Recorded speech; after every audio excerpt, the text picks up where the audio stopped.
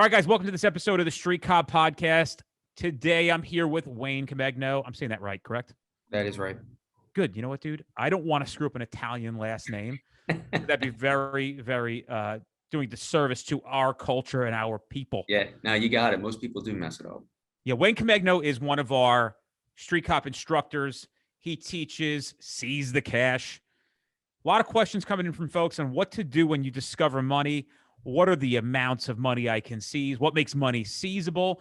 What do we do in certain scenarios when we have money or we're looking at somebody's accounts? All those money questions. Hopefully, we'll resolve it. To find Wayne, he's also in our new group on Facebook. If you are in the old group and you didn't realize it yet, I'm not going to get into the banter of bad-mouthing Facebook. It is their platform, and obviously we are at mercy for them. We're probably the kind of organization that liberal folks aren't fond of, which is fine. Our new group is called Street Cop Training New Group. We've already, I think in the 24 hours, because this happened yesterday, it's being filmed and recorded on the 30th of June, 2021. Yesterday, they shut the group down. We kind of saw the writing on the wall. Right. And I think we already have 7,000 people in our group within under 24 hours. Wow, that's great. Yeah, so to find that, we didn't even announce it yet. We're just kind of like letting people know where we're at. So they're just researching Street Cop, and it's coming up new group. Great. And listen, man, it comes to the territory. Sometimes you have to pay success tax and pay the piper. I actually didn't get upset about it at all. We just maneuvered right to our next move. And it's not the only place that we're present on. I feel like we have omnipresence. We're on a lot of different platforms, and we're putting together a team of folks. So if you're somebody who's listening to this, you actually have skill and talent regarding social media or anything that you think could help this organization, send me an email, streetcoptraining@gmail.com. So without further ado, I'm going to give it to Wayne to explain a little bit about what he does. Why don't you give us your history, who you were, how you got good at what you do, and what you do now? Yeah, it's definitely a little unique. So I went to college for accounting. So business, finance, it was what I was originally doing. I'm a certified public accountant. That's what I did for the first 5-6 years after college. I switched gears and became a cop. I worked in a small municipal town in New Jersey. I was the typical road cop. I worked the road for a number of years, answered all, calls. We had some crime issues in our town. We had some drug issues, normal things that any street cop's going to see. I spent some time in the detective bureau, worked my way through there, and worked my way up to where I was provisionally appointed sergeant before I left.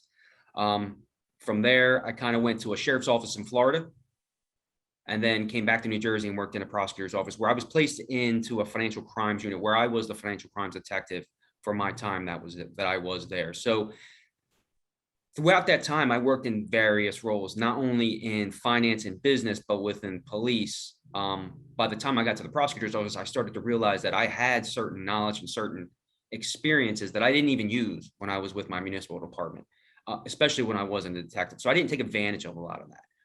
Overlooked a lot of it. Didn't want to deal with any kind of financial crimes. Didn't want to deal with financial investigations at all. I mean, I wanted to be a cop. Unfortunately, looking back on it, there was a lot of missed opportunities that I could have had. Certain investigations that we did actually go after the financial angles that I just overlooked it. It wasn't that important. A lot of people didn't understand it. I didn't want to fight the fight necessarily to promote it. So just kind of moved on from it, from there. When I was actually in that financial crimes detective role, that was my primary purpose. So I was able to pull together a lot of the different experiences and the trainings that I had outside of police work that's not even available in law enforcement, and put it to use. I not only put it to use for financial investigations, but we supplemented a narcotics investigation, a murder investigation. So it became useful in all forms of police work. Yeah, I mean, we're trying to make sure that we are providing as much as we can with the people that we're finding to the law enforcement community to be able to do their job better and do investigations. I mean, here we're getting financials tied into major investigations, Right. And a part that's probably overlooked by a lot of agencies, essentially. So, listen, real important thing for us to have. I think it serves real well to the law enforcement community, and I certainly believe that the mission that you're on to provide people with these financial knowledge and the decision you've made to come out and teach them is great. So let's go into some questioning here. Let's start with this.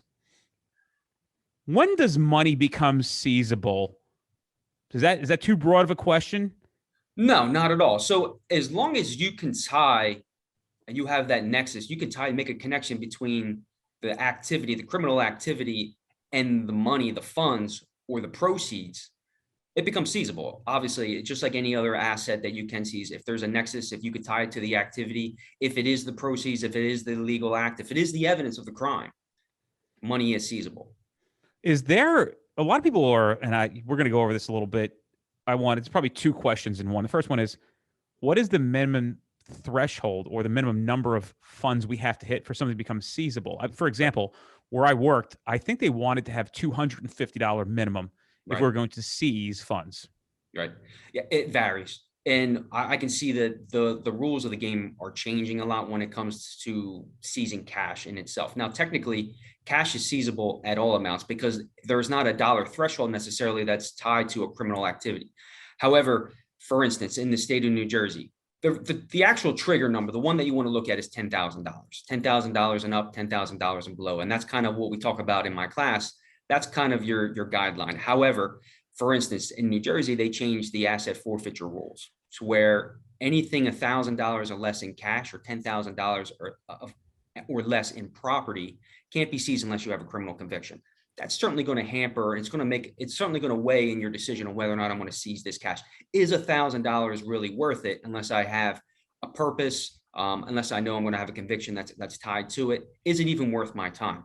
So obviously, when you start getting up above 10,000 or above $1,000 in that situation, you don't need that criminal conviction. In the state of New Jersey, departments have varying rules as well. Certain counties, I know I worked in the county that I worked in, there were these unspoken thresholds, and it depended on the value of the property. It depended on the type of cash. So those thresholds exist, something to be aware of. But again, I work at that level of $10,000 and above. That's kind of where I sat.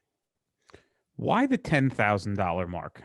So there's a law that's out there that was passed, and this kind of goes back to around the 70s and 80s, and it's the Bank Secrecy Act. And what that does is that actually requires financial institutions. When I say financial institutions, I'm talking about like banks.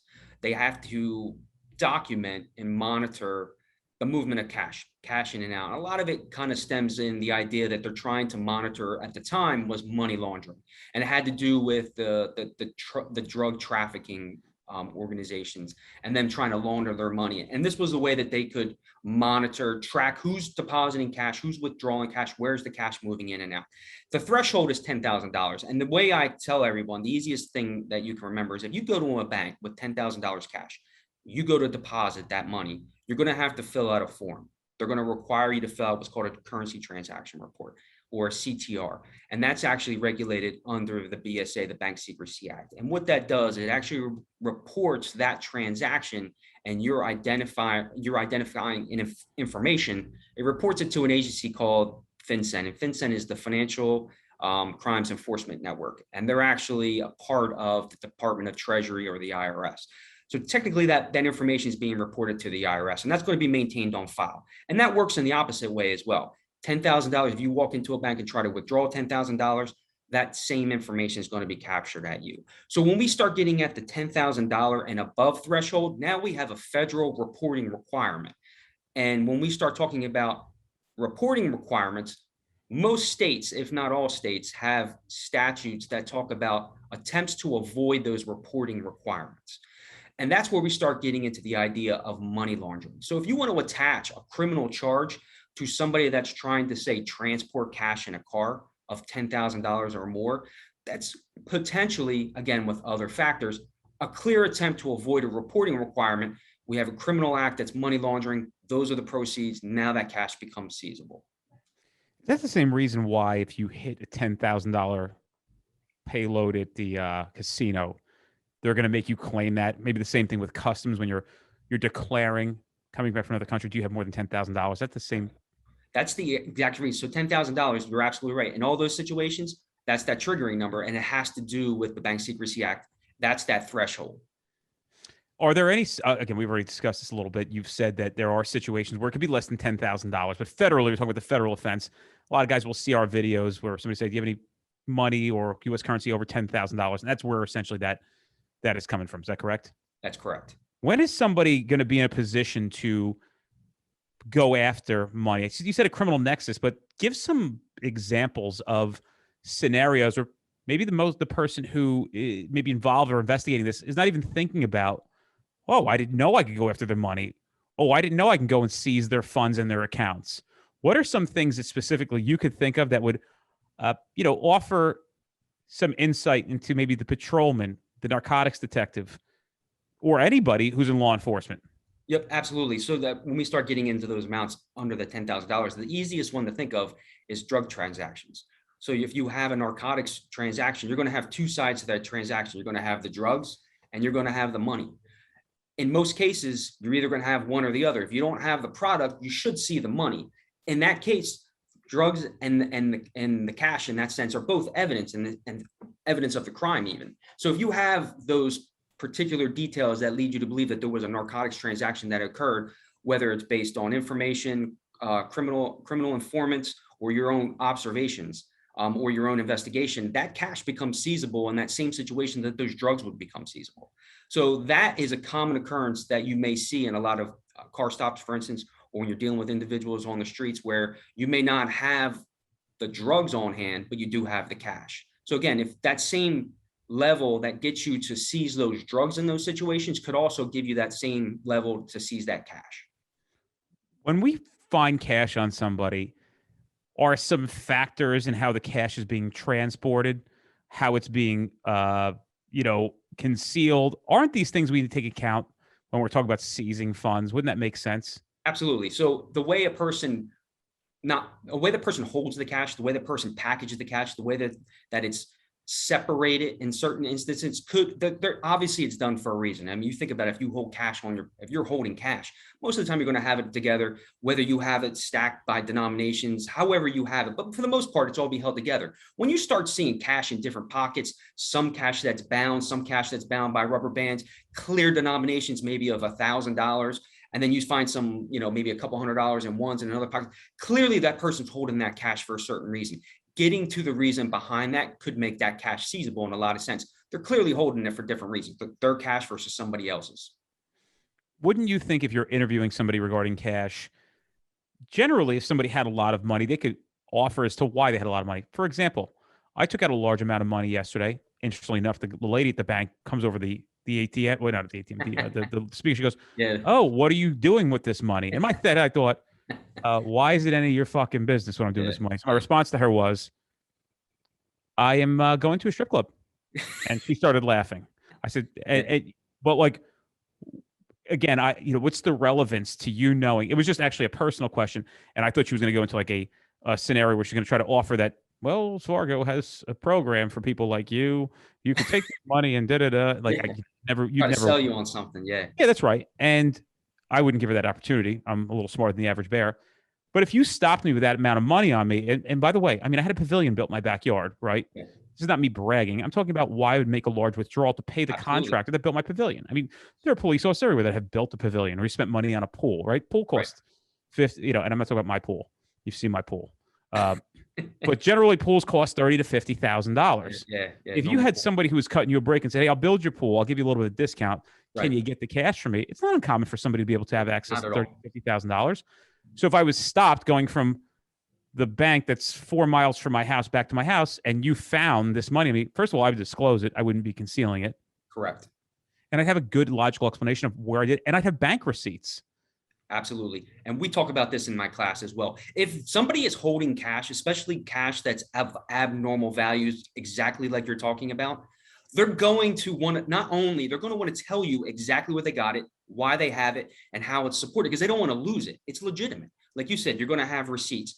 Call the bank. I can pull my bank account up on my phone and just show you where I withdrew the money. I'm going to have bills of sale. I'm going to have something that supports it, and you're going to have a legitimate. It's not going to take a lot to get that information out of you. It's going to come up right away. Hey, yeah, I got $50,000 on me. I'm going to pay my contractor. Look, I'm getting work done on my home. I just was at the bank. So yeah, legitimate purposes don't take much effort. They're going to tell you, and they're going to show you the support. It's when they start getting into the stories that just don't add up. That's when you know you just need to get those questions going. You're on the right path. I see you have 3 volumes of green books behind you, which kind of tickle my fancy a little bit. Is that the law enforcement handbook? It is. It's for Jersey though, so I keep. Yeah, listen, man, I get it. Do you still looking through those? I do, because it's relevant in the case.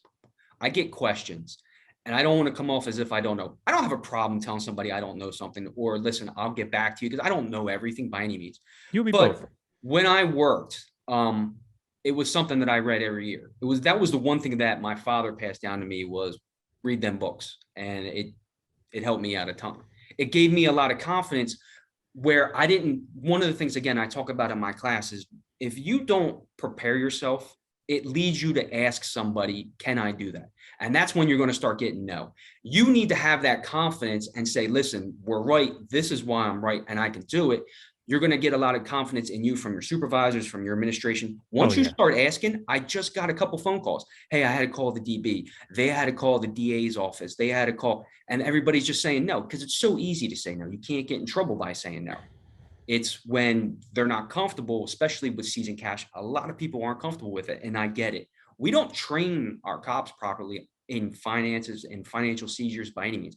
And most times it's related to drugs. So if they don't see the drug nexus, or if drugs aren't present with cash, which you're rarely going to see drugs and cash together, you're going to see it, but not, nearly as much as possible. They walk away from it, and it's a shame, because there was a couple calls where you got smaller departments where they get 20, 30, $40,000 seizures. They're going to go a long way with that money.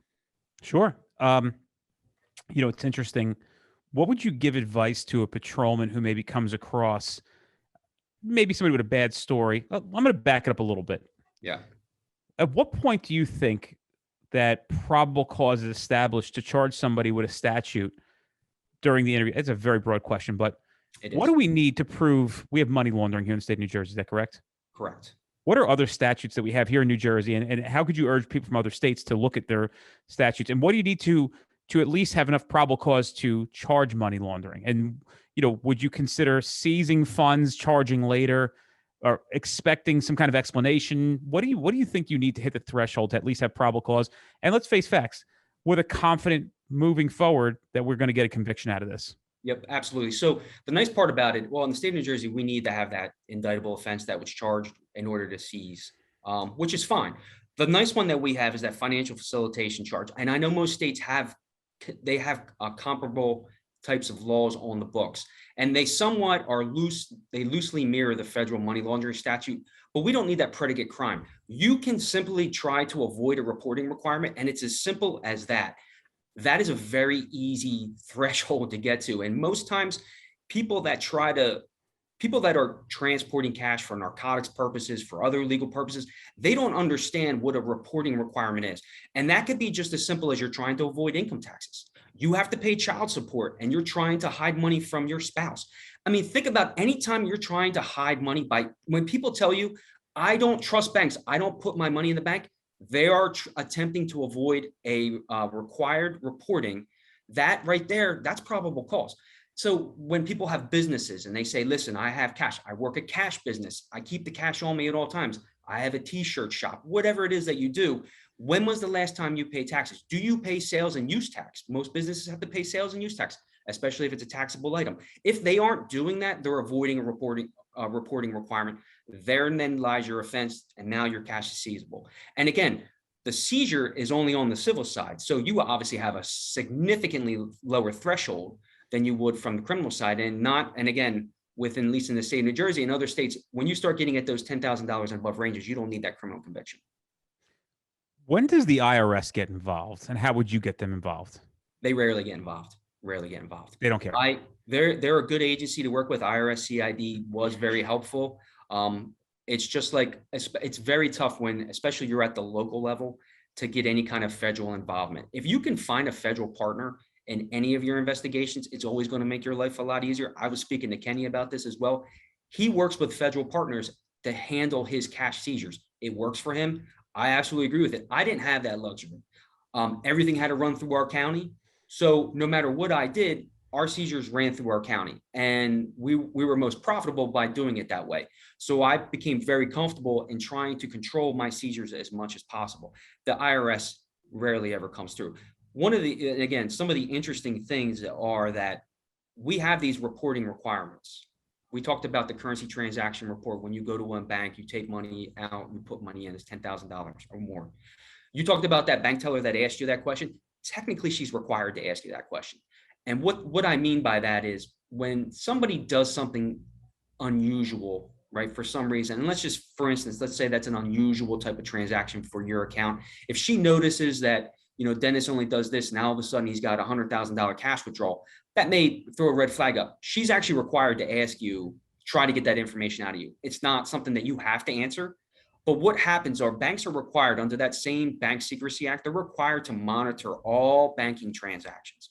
And what they do is when things become suspicious, when things are out of the norm, when there's a red flag for money laundering, for terrorist financing activity, they have to file another report with FinCEN, and that's called a suspicious activity report, or an SAR or SAR. And what that does is that details those transactions which are deemed suspicious. And it could be one transaction, it could be multiple transactions. The easiest way for me to tell you this, and a lot of people don't know that this happens in the background on these banks. Banks don't want you to know about it because they don't want you to think that you're reporting on their private business and they don't want to lose business. If you go into a bank with $10,000 cash and you go to deposit that $10,000 and the bank teller says, hey, I need to file this currency transaction report, I need your ID. And you go, you know what, go fuck yourself.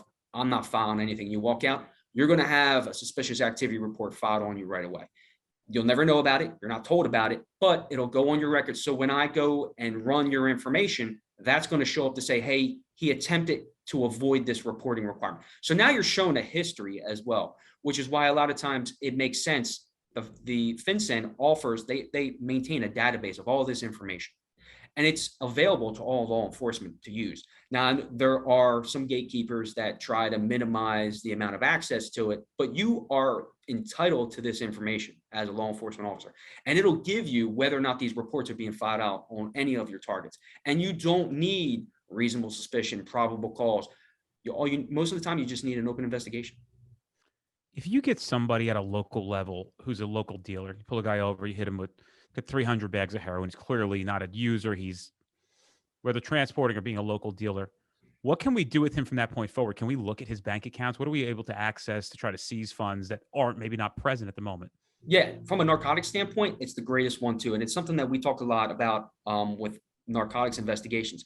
If you're dealing with targets that don't have bank accounts, they're not the ones you want to be looking at. You want to start there and work your way up. Get as many names as possible. A lot of times people know where the drugs are coming from. They know where the middlemen are. They know where the next levels are. As long as you have their information, their name, their date of birth at a minimum, maybe social security, maybe an address, you can run them. You can run them. As long as you have an active investigation, they're just going to look for a case number. And when you say run them, through what entity? Run them through FinCEN. So basically you're getting that financial query from FinCEN that gives you, was there a currency transaction report filed on this individual? Are there any suspicious activity reports ever been filed? If you go into, for instance, if you go to a certain retailers, if you go to a car dealership with $10,000 or more in cash and purchase a car, they're required to fill out what's called a Form 8300. And that's the same idea as a currency transaction report. It's just documenting the receipt of that cash, who it came from, what it was made for. So that's stuff that's all available to you. Do you have to set up an account or get authorized through FinCEN to have access to it? Yeah, FinCEN is very fickle in who they provide access to. They're very controlling. So banks don't want you to know this information is out there. And when it comes to, we could talk about what you can say and what you can't say in reports and testimony and probable cause applications as well when it comes to the use of these reports. Because of that, FinCEN, they control access to it. So they limit that access. And not only do they limit it, if you are lucky enough to get that access, they come out and they'll audit you at least every year, if not more. Unfortunately, the agencies that I work for did not have direct access. Some of your bigger agencies, some of your bigger local agencies may have direct access. If not, somebody at your county or your state level, definitely somebody at the state level. If not, if you have that federal partner, most federal agencies have access, a lot more access than we do at the state and the local levels. But it's tough to get. It's very difficult for your agency to apply for it. Again, they make you jump through hoops. I know I tried to do it as best I could. I couldn't get in a little bit of time that I was there, but there are analysts, there are contacts, there are individuals that do have access to it. It's just a matter of finding out who your go-to person is. Where do you find somebody like that? Where do you think the best place to start is to try to find somebody who, and the second part of this question is, does every county have a financial crimes analyst or investigator? Does every state have one? Every county, I think it varies. I think it varies depending upon what their importance was. I know in the county that I worked at, it was one individual, and most times it's kind of like that proving ground, that training ground where they throw new detectives in because again, they didn't really have the importance. There are other counties though, it is a little bit more important. It may be shared amongst different units, maybe shared amongst major crime units, insurance fraud units. You can start at the state. I know, for instance, that's the easiest place to start, is to start at your state levels, whether it be your state police, whether it be whatever your state level law enforcement agencies. In the state of New Jersey, we have the Division of Criminal Justice. That's who I went through. Again, you can use federal sometimes, depending on who and how reliable it is, the individual that you're working with. It could be good, it can't be good. You may be able to use it, you might not be able to use it. But if you find the proper channel to go through, you can, again, you're going to be able to use that all the time. You're going to know that's out there for you. What are, we'll come to a close here in a few more minutes, but what are some good pieces of advice that you would give to anybody about getting educated on this, other than taking your class, which we now have the online program to learn more about this, whatever cheap promotion, what it is. Yeah. How do you know the resource exists? If you're looking for it, you don't know it exists. What good does it serve either side of it? So yeah, Right. the resource exists on our on-demand platform. Obviously, if you're listening to this and you're non-law enforcement, you're going to need to have law enforcement credentials to get access to that. But how do you, where do you suggest people go to begin their education on seizing money and understanding more about it? Is there any other resources besides us at the moment? FinCEN is actually a really good resource. So fincen.gov, FINCEN.gov. That's a good source to get familiar with those reports that I'm talking about. The easiest thing that you can do is start running FinCEN once you find out who your contact is on all your targets. If anything, just to get the experience on what you're getting, become used to, become comfortable with the information so that when it comes time to seize, you know exactly what you need and you know how to conquer. Start subpoenaing bank records. Again, depending on what state you are, if you need a search warrant, I understand that's a little bit more complicated. If you're in a state that you only need a subpoena, start taking a look at bank statements, start incorporating them into your investigations where you can, again, to grow the confidence. Really, that's what it comes down to, is the confidence by doing and the experience that you gain, so that when you get those investigations, when you're on that car stop, when it comes time to make that decision, when you have that big seizure opportunity, you have the confidence, you have the experience, you have the knowledge. Having that confidence is going to go a long way when it comes to you getting support from not only your agency, but whoever the prosecutory authority is that's going to go after that seizure for you. Do you think it's a good idea for somebody, anytime they have some kind of investigation where there's criminality afoot, more than a domestic, but somewhere it has some kind of organizational ties where there's going to be proceeds? Do you think as a normal course of conduct during booking procedures, we should treat a FinCEN investigation just like any part of any kind of transaction we have circumstances like this? A FinCEN query should be a check the box on every investigation, because you never know. Again, majority of criminal activity has a money tied to it in some form or another. And again, like you're talking about, certain violent crimes, certain domestics. Okay, I understand. But a FinCEN inquiry should be a check the box every investigation that you do when it comes down to criminal background checks, CCHs, wants and warrants. FinCEN query should be right there, because you never know. You'd be surprised. There's a lot of money out there. And again, a lot of people don't think about it. That's very interesting. Great play. Is there anything else that I haven't covered that you think is valuable for people to know? Yeah, the only one that you have to be careful and be knowledge of when it comes to using the reports from FinCEN, when we talk about a currency transaction report, that's a required reporting. So that's something that you could actually mention in your report to say that the individual had a currency transaction report filed on such and such date by such and such financial institution for this much amount. You can name that not only in your report, you can name that in search warrant applications, you can testify to that in any kind of legal proceeding. When it comes to suspicious activity reports, they can't be mentioned anywhere. You cannot name it in a report. You can't bring it up in any type of documentation, any type of communication at all. It'll definitely get you barred from FINRA, that you'll never get access to this information again once you start making this information public, besides the fact that it'll get thrown out. There are ways to incorporate that information almost verbatim that we talk about in class as well. There is a way to get around that. Not necessarily is it a loophole, it is a legitimate way to accomplish it, but there are ways around that. But again, that's something to keep in mind especially when you're first starting out getting these reports. You want to make sure that you safeguard them as well. Don't leave them sitting around, keep them locked. Make sure that anybody that you share with is authorized to receive that information and take a look at it. Is there any where to find case law where it explains what occurred, what the action the police took, and what the result was and what they did? Any case off top? I mean, again, this is kind of off the top of my head. No, I don't know when it comes to when we're talking about seizing of cash, for instance. I don't know any case law off the top of my head. I've looked for different things, especially when it comes to. You probably have to go into tax law, right? I'm sorry? You probably have to go into tax law, like you were a CPA. Yeah, tax law is different, but I know we weren't allowed to charge taxes. We needed to get New Jersey taxation involved or potentially the IRS. I never went down that route. If I knew I only had a tax case, I would get New Jersey taxation on board with me so they can at least supplement my investigation, certified so I can charge the tax charges.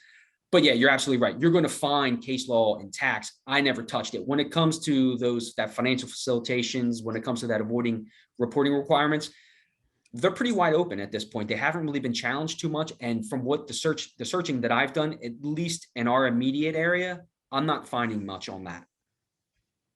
Gotcha. I mean, the only reason I bring that up is because I know there's a lot of case law that is made, namely we talk about this in the IRS eyes when people are, generally, I guess what I'm thinking about is when they're being charged with some kind of laundering or tax evasion. People have to remember when we talk about case law, that's why I asked this, is one, there's not a lot of cops who are educated on how to investigate financial crimes, right? That's really just is very few and far between. I know that from being in business for 20 years. But two, don't forget, case law is born when something occurs, something is challenged. I bet you'd have a hard time finding an attorney who knows how to argue financial crimes. Would you say it's a fair statement? Absolutely. Yeah, absolutely. Especially when it comes to the interactions or the incidents that we're going to have at the street cop level from, the patrol level. Absolutely. Yeah. So, I mean, listen, again, invaluable information. This is part of your briefcase of things you bring to work, through the knowledge, the overall well-rounded police officer, the well-rounded detective who understands this side of it. You're going to look like a stud when you invest yourself into understanding how financial crimes work, because inevitably they're going to come up. There's no question about it. Yeah. I mean, why would you not be checking when you had these shoplifting retail theft rings and all these gangs that go around and terrorize the country, committing all these fraudulent acts? Why would you not know how to, or want to know how to, take that to the next level and maybe recover some funds for your agency? Absolutely. And not only that, you can recover funds for victims. You will become very popular knowing this information when you start seizing assets, when you start having a financial angle to maybe a murder investigation, maybe to a narcotics investigation where they can't get into a house, they can't get into a location. Now, all of a sudden you show up with a financial warrant that gets you in, you become very popular. Yeah. That's cool, man. I mean, listen, that's wonderful advice at the end. I think it's a good place to end on. Just before I go, anything else that you want to advise? Just do it. I mean, that's the thing, is just pull the reports and start doing it. That's the only way you're going to get confident. And that's the best advice I can get.